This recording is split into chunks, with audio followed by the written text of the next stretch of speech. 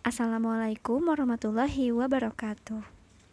Salam sejahtera bagi kita semua. Semoga semuanya sehat-sehat selalu ya. Sebelum memulai pembelajaran kali ini, alangkah baiknya kita membaca basmalah bersama-sama. Bismillahirrahmanirrahim. Alhamdulillahirrabbilalamin. Kita panjatkan puji syukur kehadirat Allah Subhanahu wa Ta'ala, karena walaupun dengan kondisi yang penuh keterbatasan ini, kita masih dapat melakukan pembelajaran meskipun jarak jauh.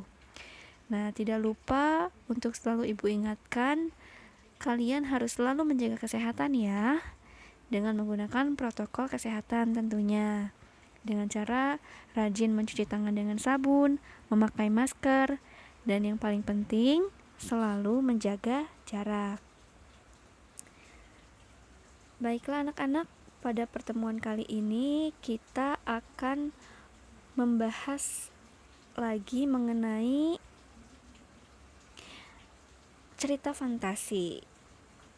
Nah, dengan kompetensi dasar 3.4, menelaah struktur dan kebahasaan teks narasi atau cerita fantasi yang dibaca dan didengar. Dengan indikatornya sebagai berikut, bisa kalian baca ya. Kemudian dengan kompetensi dasar 4.4, menyajikan gagasan kreatif dalam bentuk cerita fantasi secara lisan dan tulis dengan memperhatikan struktur dan penggunaan bahasa. Dengan indikator sebagai berikut. Nah, selanjutnya kita akan membahas mengenai menelaah struktur dan bahasa cerita fantasi. Nah, struktur cerita fantasi ini dapat ditelaah menjadi 3 bagian. Yang pertama, orientasi. Orientasi ini berisi pengenalan tokoh, latar watak tokoh, dan konflik. Yang kedua, komplikasi. Komplikasi ini berisi hubungan sebab akibat, sehingga muncul masalah hingga masalah itu memuncak.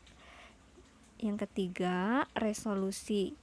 Resolusi ini berisi penyelesaian masalah dari konflik yang terjadi. Kemudian, menguraikan ragam alur cerita. Nah, garis besar rangkaian peristiwa merupakan sebuah cerita atau rangkaian jalinan, atau biasa kita sebut dengan alur atau plot cerita. Nah, secara garis besar urutan ceritanya digambarkan sebagai berikut. Bisa kalian lihat di sini ada gambar. Yang pertama ada alur 1. Nah, alur 1 ini disebut dengan alur lengkap, di mana alurnya ini dimulai dari orientasi, yaitu pengenalan latar terjadinya, siapa yang mengalami rangkaian kejadiannya, kemudian muncul masalahnya memuncak atau klimaks, dan ada pemecahan masalah atau resolusi. Kemudian alur kedua, Nah, di sini alur kedua dimulai dari munculnya masalah, kemudian masalahnya memuncak dan ditutup dengan pemecahan masalah atau resolusi. Dan alur ketiga ini dimulai dari tahap pengenalan, kemudian ada rangkaian kejadian dan berakhir dengan klimaks atau puncak masalah.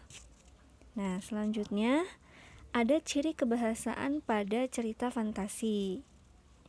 Nah, ciri kebahasaannya yang pertama ada penggunaan kata ganti dan nama orang sebagai sudut pandang penceritaan. Misalnya kata gantinya aku, mereka, dia, atau nama orang, Erza, Doni, dan sebagainya. Kemudian yang kedua ada penggunaan kata yang mencerap panca indera untuk deskripsi latar. Nah, latarnya bisa latar tempat, latar waktu, atau latar suasana. Nah, contoh deskripsi latar tempat, misalnya mendeskripsikan suatu tempat. Misalnya, 3 rumah bergaya kerucut menyambut mataku. Emas dan berlian bertaburan di dinding rumah itu. Nah, di sini rumah menjadi latar tempat. Kemudian latar waktu, misalnya Tengah malam tak ada bintang di langit itu. Mendung hitam nampak menggumpal. Nah, itu contoh latar waktu. Dan ada pula latar suasana. Misalnya, setetes air mata pun jatuh dari wajah sang ratu. Tak sepatah kata pun terdengar dari bibirnya. Kamar yang megah ini terasa sunyi dan penuh kesedihan. Nah, bisa kalian lihat karena di sini ada suasananya sunyi dan penuh kesedihan. Kemudian ciri yang ketiga, menggunakan pilihan kata dengan makna kias dan makna khusus. Contohnya, alien itu berhidung mancung dengan hidungnya yang menjulang. Ia mengendus sekeliling. Nah, di sini menggunakan pilihan kata. Misalnya seperti hidungnya yang menjulang. Begitu. Kemudian yang keempat, menggunakan kata sambung penanda urutan waktu. Nah, kata sambung urutan waktu misalnya setelah itu, kemudian, sementara itu, bersamaan dengan itu, tiba-tiba, ketika, sebelum, dan sebagainya. Penggunaan kata sambung urutan waktu untuk menandakan datangnya tokoh lain atau perubahan latar, baik itu latar suasana, latar waktu, atau latar tempat. Contohnya seperti apa? Contohnya, misalnya 2 tahun kemudian, Varta telah sampai di planet Mars dan bertemu dengan Tatao. Kemudian, akhirnya Varta dapat menyelamatkan diri dari terkaman raksasa. Nah, di sini menggunakan kata sambung akhirnya dan 2 tahun. Kemudian, ciri yang kelima, penggunaan kata atau ungkapan keterkejutan berfungsi untuk menggerakkan cerita atau memulai masalah. Contohnya, penggunaan kata seperti tiba-tiba. Tiba-tiba seorang alien yang berukuran lebih besar datang. Kemudian bisa pula tanpa diduga. Tanpa diduga, buku terjatuh dan halaman terbuka menyeret Nabila pada dunia lain. Nah, itu menggunakan kata atau ungkapan keterkejutan. Nah, digunakan untuk memulai suatu masalah atau konflik. Kemudian, yang terakhir ada penggunaan dialog atau kalimat langsung dalam cerita. Nah, biasanya pada cerita fantasi ini menggunakan dialog. Nah, dalam sebuah tulisan biasanya menggunakan tanda petik 2. Nah, misalnya raksasa itu mengejar kita. Teriak Fona kalang kabut. Aku terngengap mendengar perkataan Fona. Aku segera berlari. Nah, misalnya seperti itu. Kemudian, pada bagian menyajikan cerita fantasi. Nah, ada hal-hal yang harus diperhatikan apabila kalian akan menyajikan cerita fantasi. Nah, yang pertama dalam merencanakan cerita, ada beberapa langkah yang harus kalian ikuti. Yang langkah pertama yaitu menemukan ide penulisan. Nah, dalam langkah pertama ini, seperti apa sih kalian menemukan ide penulisan? Misalnya kalian harus menemukan ide cerita fantasi. Nah, kalian harus menemukan ide dengan mengamati objek nyata lalu diberi imajinasi. Seperti itu. Jadi kalian harus melakukan pengamatan terhadap objek atau peristiwa di sekitar kita. Kemudian, misalnya dari mana ide cerita fantasi tersebut? Nah, cerita fantasi dapat diperoleh dari sebuah pengamatan. Jadi kalian harus mengamati terlebih dahulu. Kemudian, langkah kedua, penggalian ide cerita fantasi dari membaca. Nah, ide cerita fantasi juga dapat kalian peroleh melalui membaca buku pengetahuan atau bisa juga buku ilmiah tentang ruang angkasa, tentang hewan langka, atau juga bisa biografi tokoh dan sebagainya. Kemudian, langkah ketiga, membuat rangkaian peristiwa. Nah, dari ide yang sudah kalian tentukan, kalian harus membuat rangkaian peristiwa sehingga terciptalah cerita fantasi yang unik. Kemudian langkah keempat, mengembangkan cerita fantasi. Nah, dari deretan peristiwa yang sudah kalian rancang, kemudian kalian harus mengembangkan apa saja. Misalnya yang dikembangkan ini watak tokohnya seperti apa, kemudian latar yang digunakan.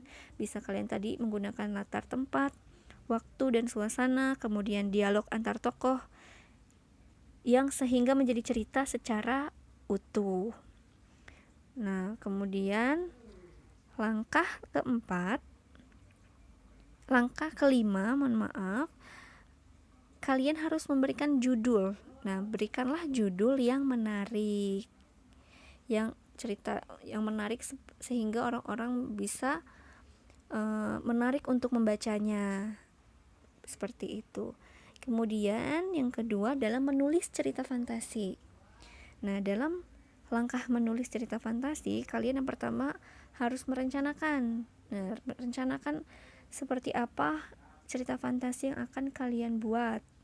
Seperti tadi temanya, latarnya, kemudian deskripsikan tokoh-tokohnya seperti apa, dan kalian harus membuat ringkasan kejadian dari awal sampai akhir cerita. Kemudian yang kedua ini mengembangkan produk. Nah, kalian harus mengembangkan tiap-tiap bagian ini menjadi cerita fantasi yang menarik. Dan yang ketiga ini, langkah ketiga memberikan judul yang menarik. Nah, kalian harus membuat judul yang menarik agar bisa menarik para pembaca tentunya. Kemudian langkah selanjutnya menelaah untuk merevisi. Nah, dalam menelaah ini kalian harus telaah kembali hasil tulisan cerita fantasi kalian. Nah, seperti penggunaan kata dan bahasanya. Jika ada kesalahan tentunya kalian harus revisi. Kemudian yang terakhir mempublikasikan. Nah, dalam mempublikasikan ini kalian bisa mengunggah hasil karya kalian, baik itu di media sosial atau bisa kalian pajang hasil karya kalian di majalah dinding di sekolah, atau nanti bisa dikumpulkan dan dibukukan per kelas. Misalnya hasil cerita si A, si B, nah supaya menjadi buku-buku kumpulan cerita fantasi. Mungkin nanti bisa pula kalian baca di perpustakaan. Seperti itu. Nah, baiklah. Demikian anak-anak, mungkin hanya ini yang bisa dapat Ibu sampaikan dalam pertemuan kali ini. Mohon maaf jika ada hal-hal yang masih kurang dapat dipahami. Mungkin dapat kalian tanyakan melalui forum pembelajaran di Google Classroom ini. Bisa kalian tulis komentar di forum ini jika kalian masih ada yang kurang dipahami. Baiklah, terima kasih atas perhatiannya. Mari kita tutup pembelajaran kita dengan mengucapkan hamdalah. Alhamdulillahirabbil alamin. Wassalamualaikum warahmatullahi wabarakatuh.